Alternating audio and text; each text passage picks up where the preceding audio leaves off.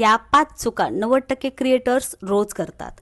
Number 1, content बनवतात पण ऑडियन्सला समजून घेत नाहीत। नंबर 2, व्ह्यूज हवे आहेत पण व्हॅल्यू देत नाहीत। नंबर 3, परफेक्ट कंटेंटच्या प्रतीक्षेत कन्सिस्टन्सी गमावतात। नंबर 4, 1-2 व्हिडिओ चालले नाही की कंटेंट क्रिएशन सोडून देतात।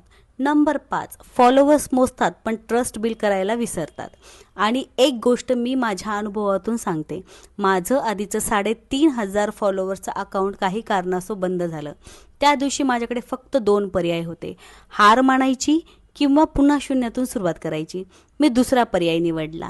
आज मी पुन्हा शून्यातून माझा प्रवास सुरू केला आहे, कारण मला माहीत आहे एक व्हायरल व्हिडिओ तुम्हाला यशस्वी बनवत नाही, तुमची कन्सिस्टन्सी बनवते।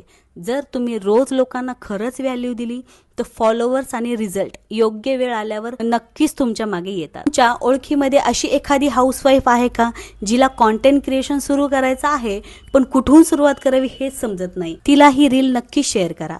अशा प्रॅक्टिकल टिप्ससाठी मला फॉलो करा। आपण दोघीही शून्यातून सुरुवात करू, एकत्र ग्रो करूया।